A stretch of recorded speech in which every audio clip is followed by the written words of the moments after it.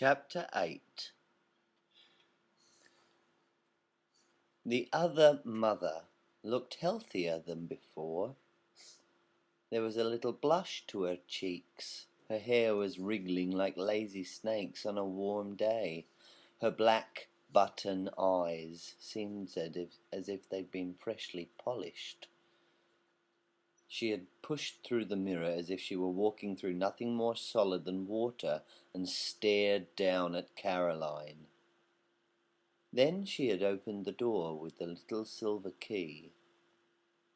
She picked Coraline up, just as Coraline's real mother had when Coraline was much younger, cradling the half-sleeping child as if she were a baby. The other mother carried Coraline into the kitchen and put her down very gently upon the countertop. Coraline struggled to wake herself up, conscious only for the moment of having been cuddled and loved and wanting more of it, then realizing where she was and who she was with. "There, my sweet Coraline," said the other mother. "I came and fetched you out of the cupboard. You needed to be taught a lesson. But we temper our justice with mercy here. We love the sinner and we hate the sin. Now, if you will be a good girl who loves her mother, be compliant and fair-spoken, you and I shall understand each other perfectly, and we shall love each other perfectly as well." Coraline scratched the sleep grit from her eyes. There were other children in there, old ones from a long time ago. "Were there?" said the other mother. She was bustling between the pans and the fridge, bringing out eggs and cheeses, butter, a slab of sliced pink bacon. "Yes," said Coraline, "there were. I think you're planning to turn me into one of them, a dead shell."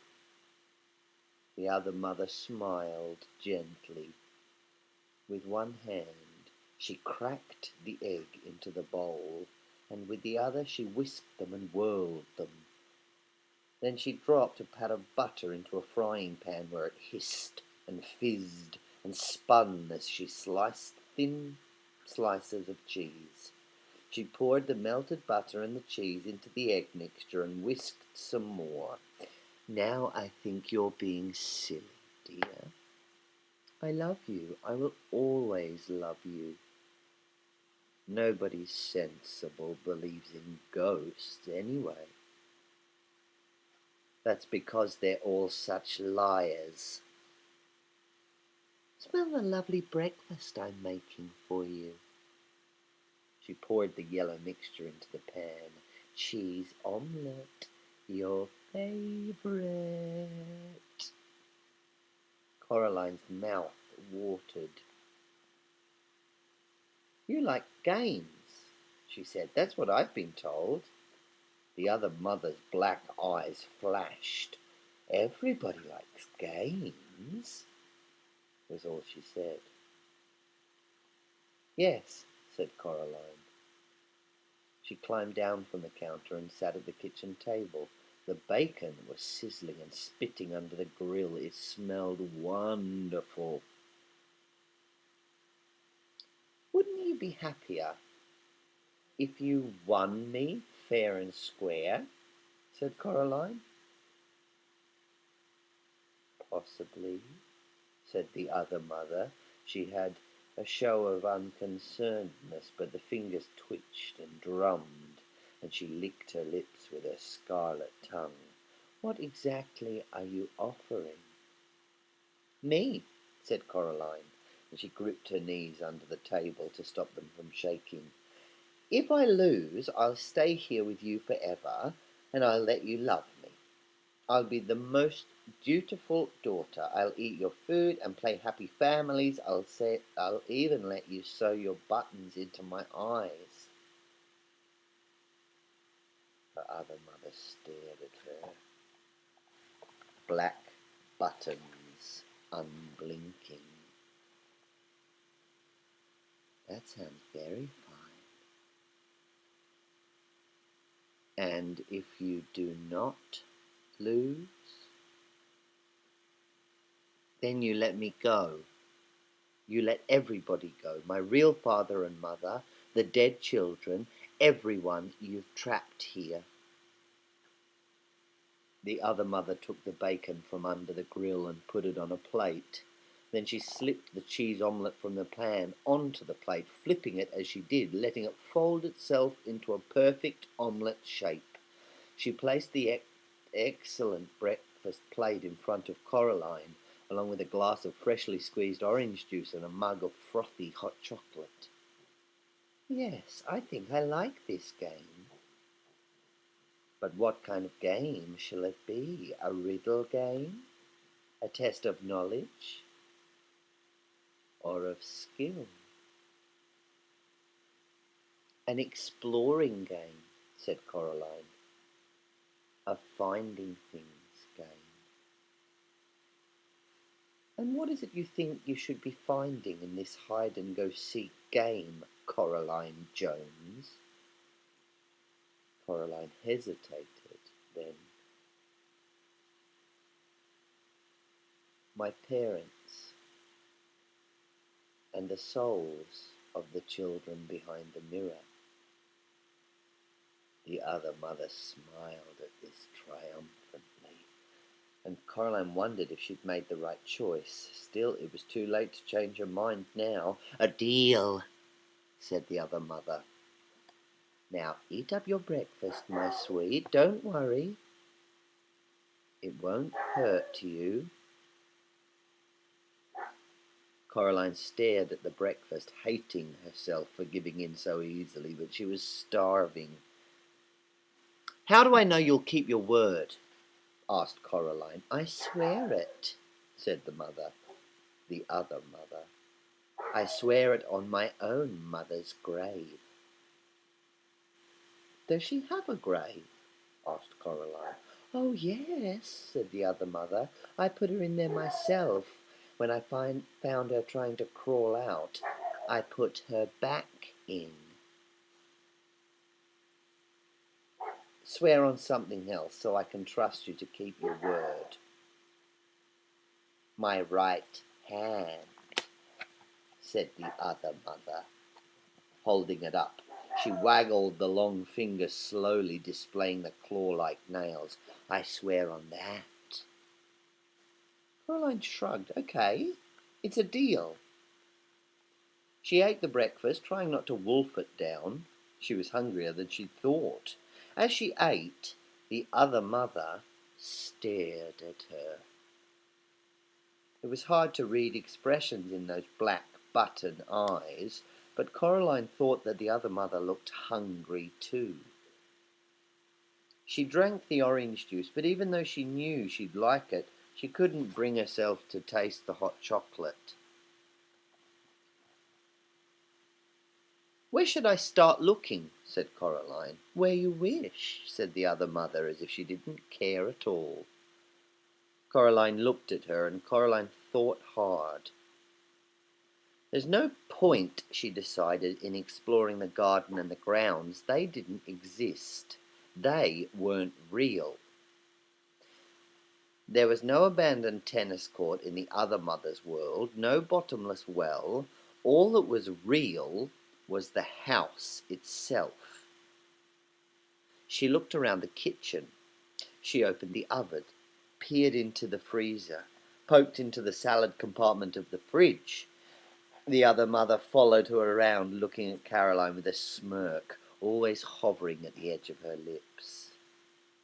How big are souls, anyway? Said Coraline. The other mother sat down at the kitchen table and leaned back against the wall, saying nothing.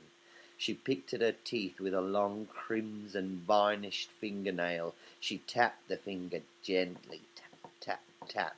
against the polished black surface of her black button eyes. "Fine," said Coraline. "Don't tell me. I don't care. Doesn't matter if you help me or not. Everyone knows that a soul is the same size as a beach ball." She was hoping the other mother would say something like, "Nonsense, they're the size of ripe onions or suitcases or grandfather clocks." But the other mother simply smiled, and the tap-tap-tapping of her fingernail against her eye was as steady and relentless as the drip of water droplets from the tap into the sink. And then Coraline realized it was simply the noise of the water, and she was alone in the room. Coraline shivered. She preferred the other mother to have a location. If she were nowhere, then she could be anywhere. And after all, it was always easier to be afraid of something you can't see. She put her hands into her pockets, and her fingers closed around the reassuring shape of the stone with the hole in it.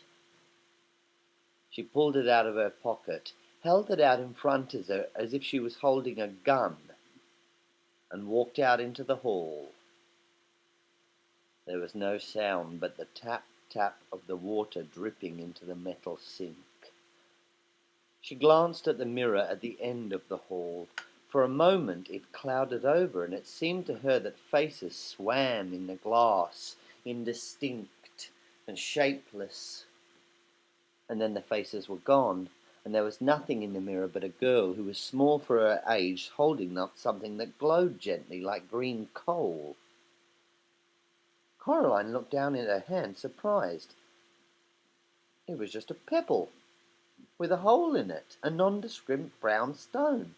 But when she looked back in the mirror where the stone, it glimmered and shined like an emerald. A trail of green fire blew from the stone in the mirror and drifted towards Coraline's bedroom. Said Coraline. She walked into the bedroom. The toys fluttered excitedly as she came in, as if they were pleased to see her, and a little tank rolled out of a toy box to greet her, its tread rolling over several other toys. It fell from the toy box onto the floor, tripping as it fell, and lay on the carpet like a beetle on its back, grumbling and grinding its tread before Caroline picked it up and turned it over. The tank fled under the bed, looked embarrassed. Coraline looked around the room. She looked in the cupboards and the drawers. She tipped up one end of the toy box and tipped all the toys out into the carpet, where they grumbled and stretched and wriggled out awkwardly free of each other. A grey marble rolled across the floor and clicked against the wall. None of the toys looked particularly soul-like. She picked up and examined a silver charm bracelet from which hung tiny animal charms, which chased each other around the perimeter of the bracelet, the fox never catching the rabbit, the bear never gaining on the fox. Coraline opened her hand and looked at the stone with the hole in it, hoping for a clue, but not finding one. Most of the toys that had been in the toy box had now crawled away to hide under the bed, and the few toys that were left, a green plastic soldier, a glass marble, a vivid pink yo-yo and such, were the kind of things you find in the bottom of the toy boxes in real worlds, forgotten objects, abandoned and unloved. She was about to leave and look somewhere else. And then she remembered a voice in the darkness, a gentle whispering voice, and what it had told her to do. She raised the stone with the hole in it, and she held it in front of her right eye, and she closed her left eye and looked at the room through the hole in the stone. Through the stone, the world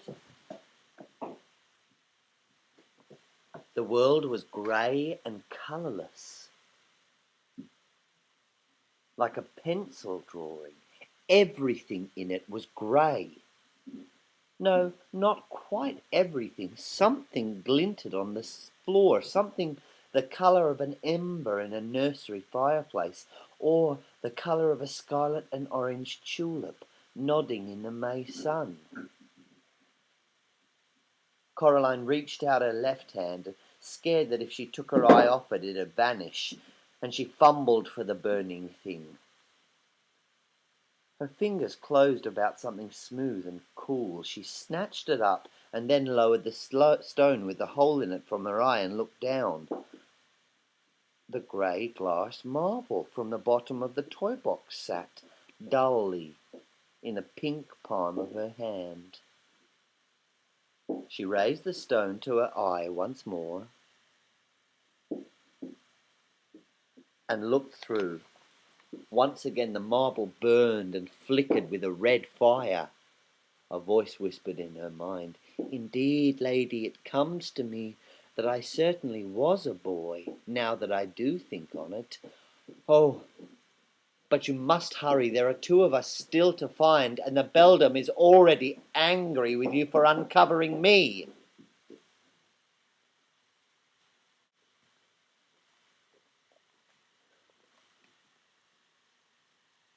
If I'm going to do this, thought Caroline, I'm not going to do it in her clothes. She changed back into her pyjamas and her dressing gown and her slippers, leaving the grey sweater and the black jeans neatly folded on the bed, the orange boots on the floor by the toy box. She put the marble into her dressing gown pocket and walked out into the hall. Something stung her face and hands like sand blowing on a beach on a windy day. She covered her eyes and pushed forward. The sand stings got worse. It got harder and harder to walk, as if she were pushing into the wind on a particularly blustery day. It was a vicious wind, a cold one. She took a step backwards the way she'd come. "Oh, keep going," whispered a ghost voice in her ear, "for the beldam is angry." She stepped forward into the hallway, into another gust of wind which stung her cheeks and face with invisible sand, sharp as needles, sharp as glass.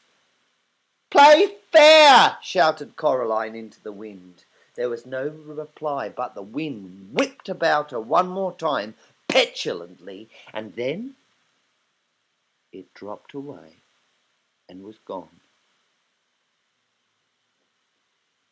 As she passed the kitchen, Coraline could hear in the sudden silence the dripping of the water from the leaking taps, or perhaps the other mother's long fingernails tapping impatiently against the table. Coraline resisted the urge to look. It was a couple of strides to reach the front door, and she walked outside. Coraline went down the steps and around the house until she reached the other Miss Spink and Miss Forcible's flat. The lamps around the door were flickering on and off almost randomly now, spelling out no words that Caroline could understand. The door was closed. She was afraid it was locked, and she pushed on it with all her strength. First it stuck, and finally it gave, and with a jerk Caroline stumbled into the dark room beyond.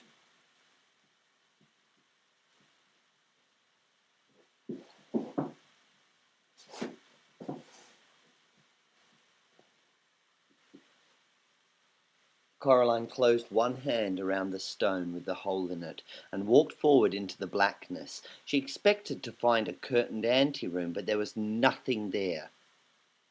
The room was dark. The theatre was empty. She moved her head cautiously. Something rustled above her. She looked up into the deeper darkness, and as she did so, her feet knocked against something. She reached down and picked up a torch, then clicked it on, sweeping the beam around the room. The theatre was derelict and abandoned.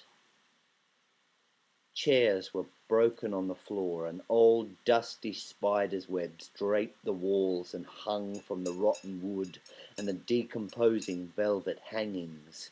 Something rustled once again. Coraline directed the light beam upwards toward the ceiling. There were things up there, hairless, jellyish. She thought they might once have been faces, might even once have been dogs. But no dogs had wings like bats, or could hang like spiders, like bats, upside down. The light startled the creatures, and one of them took to the air, its wings whirring heavily through the dust. Coraline ducked as it swooped close. It came to rest on a far wall. It began to clamber upside down back to the nest of dog bats upon the ceiling. Coraline raised the stone to her eye, and she scanned the room through it, looking for something that glowed or glinted, a telltale sign that somewhere in this room was another hidden soul. She ran the beam of the torch about the room as she searched, the thick dust in the air making the light beam seem almost solid. There was something up on the back wall behind the ruined stain. It was greyish white, twice the size of Coraline itself, and it stuck to the back wall like a slug. Coraline took a deep breath. "I'm not afraid," she told herself. "I'm not." She didn't believe herself, but she scrambled onto the old stage, fingers sinking into the rotten wood as she pulled herself up. As she got closer to the thing on the wall, she saw that it was some kind of sack, like a spider's egg case. It twitched in the light beam. Inside the sack was something that looked like a person, but a person with two heads and twice as many arms and legs as it should have. The creature in the sack seemed horribly unformed and unfinished, as if two plasticine people had been warmed and rolled together, squashed and pressed into one thing. Coraline hesitated. She did not want to approach the thing. The dog bats dropped one by one from the ceiling and began to circle the room, coming close to her but never touching her. "Perhaps there are no souls hidden in here," she thought. "Perhaps I can just leave and go somewhere else." She took a last look through the stone with the hole. The abandoned theatre was still a bleak grey, but now there was a brown glow, as rich and bright as polished cherry wood coming from inside the sack. Whatever was glowing was being held in one of the hands of the thing on the wall. Coraline walked slowly across the damp train, trying to make as little noise as she could, afraid that if she disturbed the thing in the sack it would open its eyes and see her, and then... But there was nothing that she could think of that was as scary as having a look at her. Her heart pounded in her chest. She took another step forward.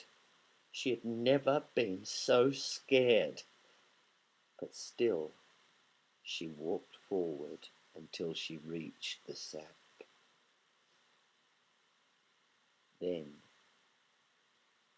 she pushed her hand into the sticky, clinging whiteness of the stuff on the wall. It crackled softly like a tiny fire as she pushed, and it clung to her skin and her clothes like a spider's web clings, like white candy floss. She pushed her hand into it and she reached upward until she touched a cold hand, which was, she could feel almost closed around another glass marble.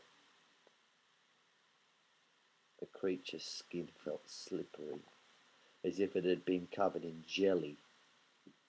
Coraline tugged at the marble. At first nothing happened. It was held tight in the creature's grasp. Then, one by one, the fingers loosened their grip and the marble slipped into her hand. She pulled her arm back through the sticky web, relieved that the thing's eyes had not opened. That she shone the light on the faces, and they resembled, she decided, the younger versions of Miss Spink and Miss Forcible, but twisted and squeezed together like lumps of wax that had melted and melded together into one ghastly object. Without warning, one of the creature's hands made a grab for Caroline's arm. Its fingernails scraped her skin, but it was too slippery to grip, and Coraline pulled away successfully, and then the eyes opened. 4 black button eyes glinting and staring down at her, and 2 voices that sounded like no voice that Caroline had ever heard began to speak. One of them wailed and whispered, the other buzzed like a fat and angry blue bottle at a window pane, but the voices said as one person, "Thief! Give it back! Stop! Thief!" The air became alive with dog bats. Caroline began to back away. She realised that then, terrifying though the thing in the wall was, the thing that had once been the other Miss Spink and Miss Forcible, it was attached to the wall by the web. Encased in its cocoon, it couldn't follow her.